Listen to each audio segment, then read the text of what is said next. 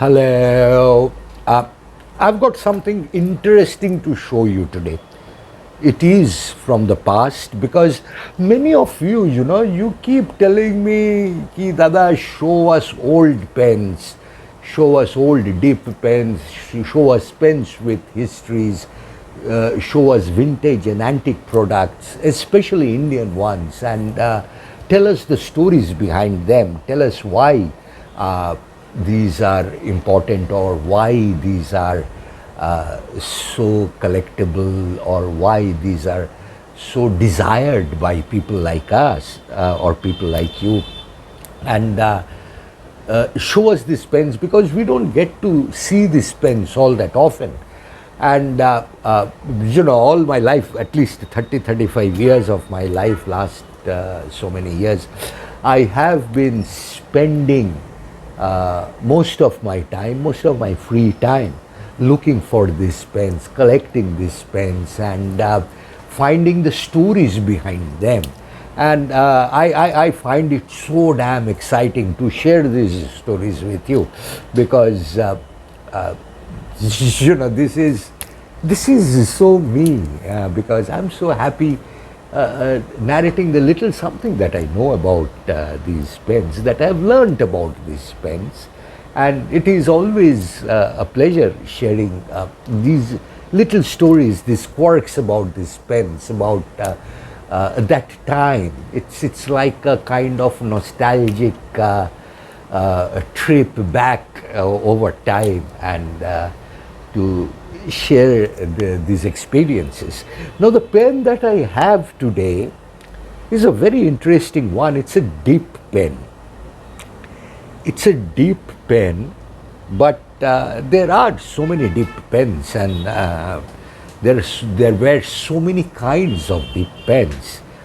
But this deep pen, interestingly, unfortunately, I apologize because I will not be able to show you the writing on the pen or on the nib, the etching on the barrel on the nib. I mean, you cannot see it because I don't have cameras that are that expensive or cameras that are that capable of focusing on them. But please trust me, I'm not lying. So I'll tell you the truth. See, this pen, this is a GC Law pen, a GC Law, LAW. Now, I did not know it, and I must confess, and I must thank Dr. Shobhon Rai, who had actually pointed out this fact to me, and he was the one who enlightened me that GC Law and GC Laha are two different entities. GC Laha, as you all know, especially those of you who are from Calcutta or from Eastern India, is one of the leading stores in the Esplanade area, which is also hugely old, and they are primarily into paints and all kinds of drawing implements, drawing and art, for art material. They were also into pens. They imported pens and they sold pens at one point of time. But GC Law is a different company. GC Law is the company that was associated with the Bharati pen. Now that's another story. I'm not getting into it because I'm saving that story for another episode. I will definitely do it.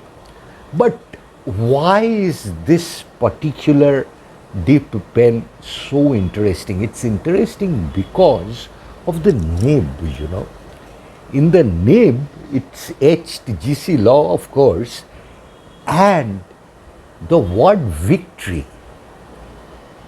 Victory. Now,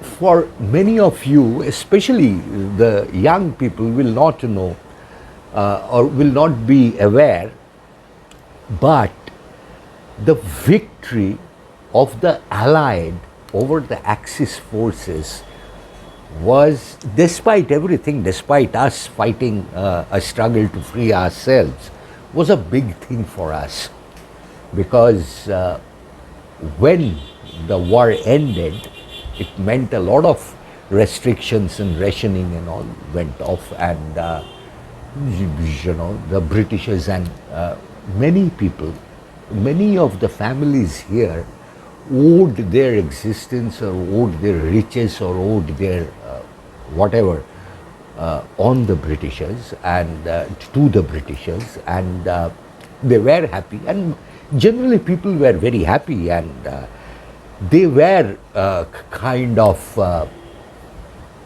they wanted to celebrate, and to celebrate many things were marked, as victory products, because when something big happens, something of that stature happens, everybody wants to get onto the bandwagon, and probably this was also one of those reasons, or probably these people were really pro-British, or probably this was something that needed to be celebrated and they were celebrating. I don't know. I'm not a historian. I'm not getting into that. I'm not passing comments. I'm not passing judgments. But what I'm trying to say is this is a victory name written on it. This pen has been, provided to me, has been gifted to me by my very good friend, an ephemera collector, who does not want to. I had originally wanted him to come and explain this story to you, because he knows it much better than I do, and all these things I'm learning from him. Is Sudipta Chatterjee. Some of you know him.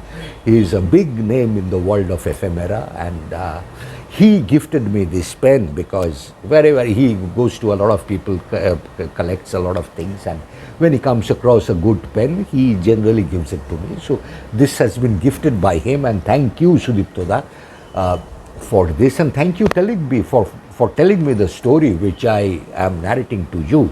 And I will also show you writing samples with this, but this is a victory pen from G.C. Law. So this if it is victories, that means it's before independence, that's pre-independence. That makes this pen at least 75 years old, and since the war had ended prior to us getting the independence, and if it was from a period when the Britishers were still there, it's very unlikely that companies will be making victory pens after India has gained independence, because then it will be Sadin and Swaraj and stuff like that. But that means this is at least 80, 85 or even 80, 85 years old, which makes it an antique. Another thing that I wanted to point out, anything which is older than 25 years old, 25 years is a vintage, but anything beyond 75 years is an antique. So we normally tend to use these words interchangeably, which is not right.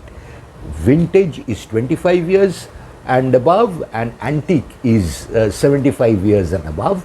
Normally people call 100-year-old things antiques, but technically, I mean, this is what the American customs has laid down. So anything beyond 75 years, and in all probability this is an antique in the true sense of the word. And this is something that was made in Calcutta. This is something that was made here by a local company, and this is something that is hugely collectible.